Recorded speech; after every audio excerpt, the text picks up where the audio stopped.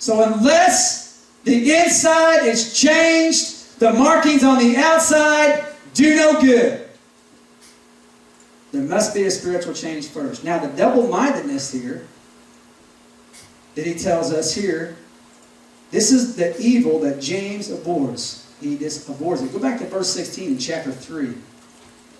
He says here, for where envy and self-seeking exist, confusion and every evil thing are there.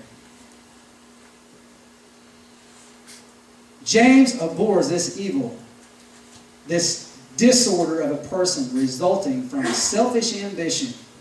The very thing he dealt with in verse 1. Where do wars and fights come from among you? Do they not come from your desires for pleasure that war in your members? This is the issue here. What we need to understand, have a full understanding of what authentic Christianity is all about. You see, it's by faith that we are saved. Through grace. Amen? Well, I said that backwards. By grace we are saved through faith. I'd always say that backwards. That's dyslexia coming out in me. Okay, anyway. It's by grace that we're saved by simply having faith in Jesus Christ. But authentic Christianity comes out when we confess Him. There has to be an open confession of Jesus in your life. You can't be that secret agent man. Okay? You can't be a 007 in God's kingdom. It doesn't work that way. There has to be an outward show. Authentic Christianity is when faith and works come together. It's faith that we're saved through by grace, but then when the works show and we start putting into practice what we truly believe. And whether you realize it or not, what you're doing every single day is what you're believing in and what you're standing for and what you're all about. Not just what you do here at church, but what you do every day. Are you telling the truth? Are you looking to build up the kingdom? Are you thinking about Jesus? Are you praying, reading the Bible, praying for others? Or are you going home and getting on the horn, talking about this person, that person, him or her, and having a preacher for lunch and all that stuff? Which one is it? Because that is what you are all about. You are all about. Here's what we need to do. He says, cleanse your hands, you sinners. He goes on, and he's unapologetic about these double-minded people. In verse 9, he says, lament and mourn and weep. Let your laughter be turned to mourning and your joy to gloom. Possibly he's drawing from the Sermon on the Mount, that I'm sure this teaching is in circulation by now. In Matthew chapter 5 and verse 4 it says, blessed are those who mourn, for they shall be comforted. What are those who are mourning about? They're mourning about sin. Now this is not necessarily talking about your mistakes that you have done and made, but this is just mourning over sin in general. Is there true regret over one sin? Not just talking about mistakes, but is there true regret over sin? You know, there's an issue, and I don't want you to think that I'm attacking this song. But the problem with this song, a lot of the problem with this song, when we sing that song, Just As I Am, a lot of the times we look at it, well, God's just going to accept me any old way. And you don't truly repent of your sins. I hope you understand that. I love that song, Just As I Am, without one plea. But a lot of times we're casual when we come to God. And you need to know something. As the Hebrew writer tells us, it's not the mountain that we're coming to now. You see that time when the Israelites were coming to that mountain and Moses was preparing them to meet God that day? He said, now don't be laying with your wives and get cleaned up and get ready for in 3 days we're going to go meet God. We're going to talk to God. So get ready, get your best clothes on. Clean yourself up. We're not going to be casual because God's going to come down and He's going to talk to us. And the Israelites had no clue what they were about to going to happen that day. Because when that took place and the trumpet sounded, and as God spoke, and it sounded like a trumpet, and there was that fire on top of the mountain, and darkness went on, and all this stuff was going on.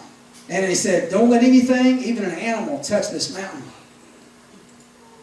He's going to shake it. He was shaking that mountain. And I'm telling you what, it must have been a terrible sight. Moses was so glad because Moses has already been with God. See, he was wanting the people to see how awesome God is. And they're like, no, Moses, we don't want to talk to him anymore.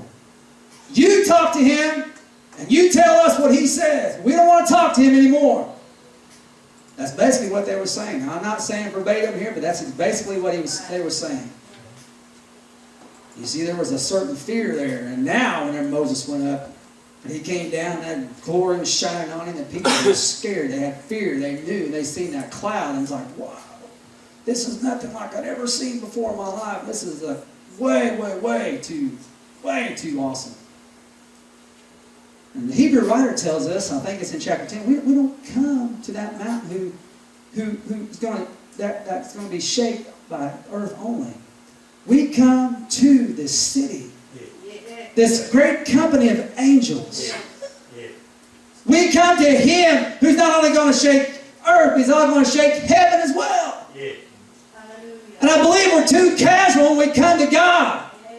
And we sing that song, Just As I Am, and it's a good song. But you need to understand something. God's not just going to accept you casually. You must be right now being dealt with the Holy Spirit.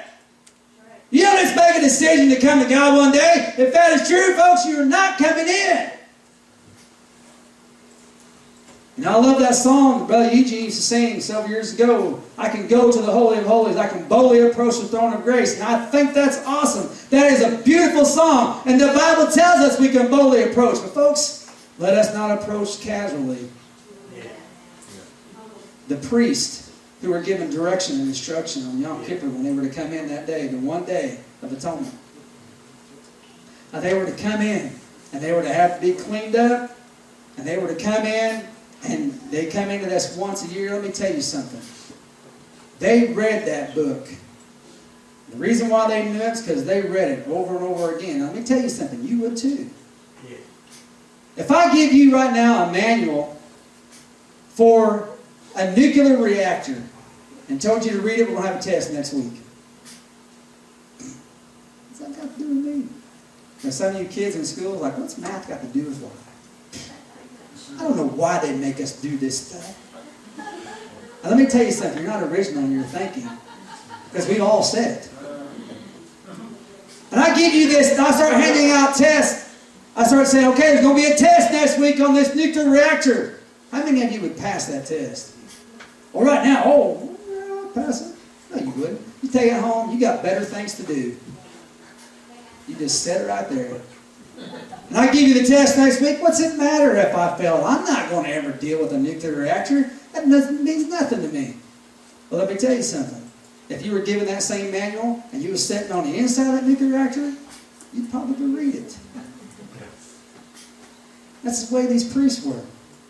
They has given the manual. Moses prescribed to them everything they must do. If they don't do it right, their lives are going to be required of them. Gone. There's a reason why they had on the end, if you read about their garments, they had them pomegranates and veils and stuff on there. That's so people make sure that priest was still alive in there. There was a rope tied around him, because there's no one that could go in. If he didn't do it right, somebody's going to pull him out of there. Moses couldn't even go in there. He couldn't do it. It was only the priest. Now, let me tell you something. They took it serious. And folks, it's time for us to take God serious. Yeah.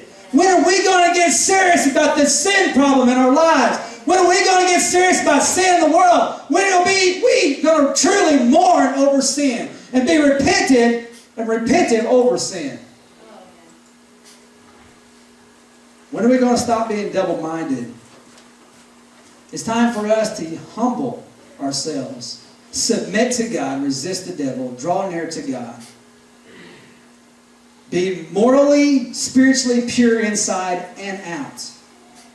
And have a true, genuine remorse over sin. Now, let's go to verse 10. Verse 10 says, humble yourselves in the sight of the Lord, and He will lift you up. This is where We need to be reliant on God's grace to change us. Because that's where we have to start. You have no power to change anyone else. So this sermon is not about anyone else. This sermon is about you. There is a man by the name of Ralph Bell. Anybody ever heard of him?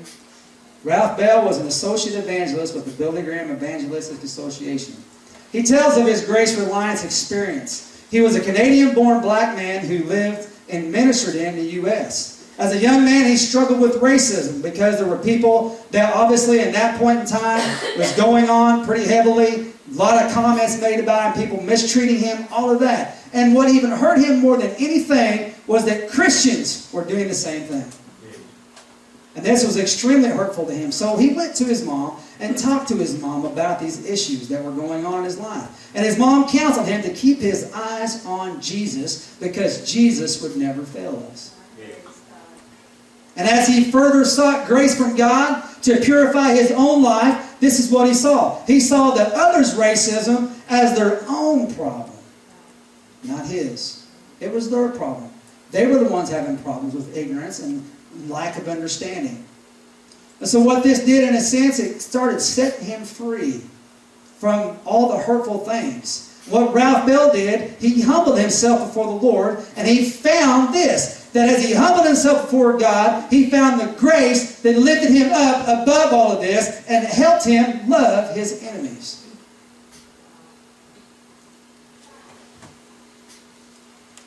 I don't know about you, but that was a very touching story as I read it. How do we love people that mistreat us? How do we apply the Scriptures in this way? People who talk bad and do unkind things and say unkind things and all the bad things that go on, not just in the world but in the church. How do we do it? It's a full reliance on grace. A total reliance on grace. Now, this might sound tame. This might sound easy enough until we actually apply it. To love those who do not love us. To love those who curse us and talk bad about us and do unkind things to us. How can we do it? The first thing we have to do